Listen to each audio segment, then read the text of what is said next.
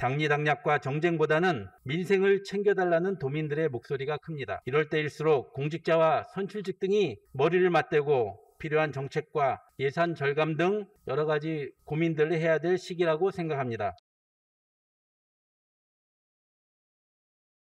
김동연 도지사님, 발언대로 나와주시기 바랍니다. 도지사님 고생 많으십니다. 네, 감사합니다.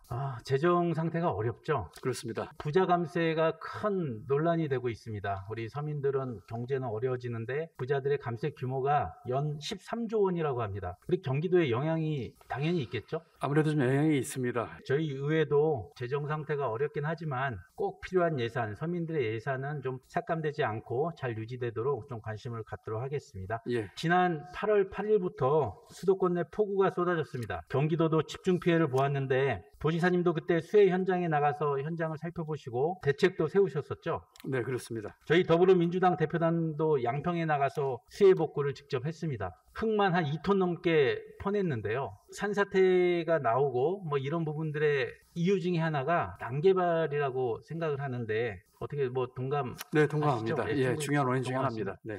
경기도가 참 아름답습니다. 이렇게 오가는 길에 보면 산과 들, 그 다음에 또 도심 이런 것들이 어우러져서 잘 예쁘고 아름다운데 사진에서 보는 바와 같이 산 구분응선까지 이렇게 침범해서 개발 행위가 이뤄지는 일들이 일어나고 있습니다. 도지사님, 이 난개발이 왜 일어난다고 보십니까? 시나 도에서도 확실한 대안을 만들 좀 미흡한 점이 뭐 없지 않아 있다고 생각합니다. 네, 그렇습니다. 우리 국토 및 계획 이용에 관한 법률에 의하면 철저하게 도시계획 심의를 거쳐서 무분별한 개발이 방지되도록 하고 있죠. 그럼에도 불구하고 경기도가 최근에 상당히 몸살을 앓고 있는 것 같습니다. 네, 2018년도에 경기도가 무등록 등 불법 영업 행위를 한 측량업체 104개를 적발해서 고발 등 강력한 조치를 시행을 했습니다. 문제는 불법 영업 행위가 이 안에 있었다라는 내용들인데요. 보다 강력한 경기도의 관리 감독이 필요하다고 생각합니다. 도지사님 그렇게 해주시겠죠? 예, 우리 조성원 의원님 그 지적에 전적으로 공감을 하고 있습니다. 그러한 무분별한 난개발들로 인한 도민들의 피해가 없기를 희망하도록 하겠습니다. 예, 알겠습니다.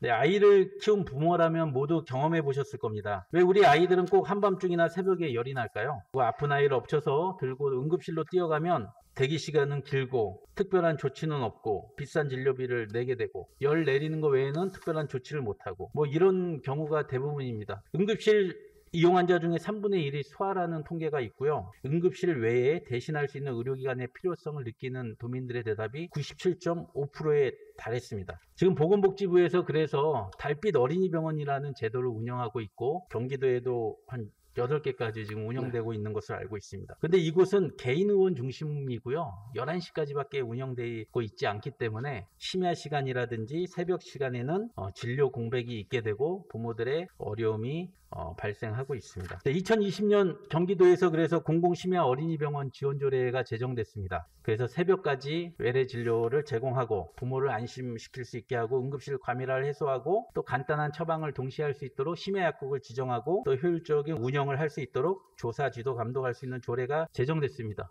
조례 제정 이후에 이게 좀 진행이 잘 되지 않고 있습니다. 이게 보니까 우리 도지사님 공약에도 같이 들어가 있는데요. 그렇습니다. 적극적으로 좀 추진해 주시겠습니까? 네, 그렇게 하겠습니다.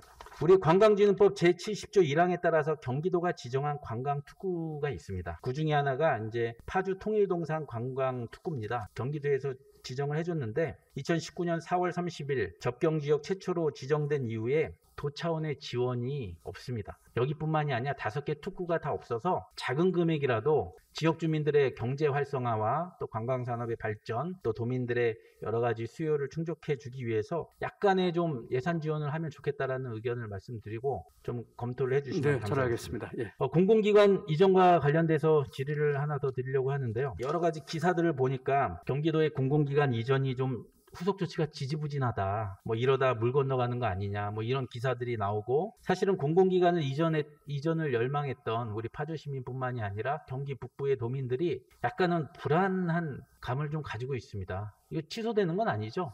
예, 그렇습니다. 다음은 임태희 교육감님께 질의를 드리도록 하겠습니다. 교육감님, 좋은 학교는 어떤 학교라고 혹시 생각하십니까? 저는 좋은 학교란 일단 안전하게 통학을 할 수 있어야 된다고 생각을 합니다. 하나 더 추가하면 집에서 가까운 학교가 좋은 학교다. 근데 우리 경기도가 참 상황이 특수합니다. 도농복합도시여서요. 신도시 지역은 엄청나게 학생 수가 많습니다. 과밀학급에 대한 대책, 어떤 대책을 혹시 갖고 계십니까? 학교를 접고 학교가 부족해서 학급이 부족해서 운동장을 다 없애서 학급을 증설을 했고 그럼에도 또 불구하고 부족해서 원거리로 모듈러 통학을 교실을 시키고 세우고 그랬죠. 하다못해 어린아이들이 철길을 건너서 2km를 도보로 걸어가야 되는 지역도 있고요. 예. 정말 어른들이 이 아이들에게 해서는 안 될 이러한 일들이 많이 맞습니다. 일어나고 예, 있습니다. 예, 예. 2020년 9월에 이에 대한 대안도 5분 발언을 통해서 질의를 했습니다. 근데 2년 지난 지금까지 의견이나 답변을 공식적으로 들어본 적이 없어요. 그러니까 어떻게 바꾸실 겁니까? 제일 근본적으로는 학교를 빨리 신설을 해야 된다. 네. 부족한 지역에 이런 생각을 갖고 있습니다. 교육청 단위에 과밀 문제 해소를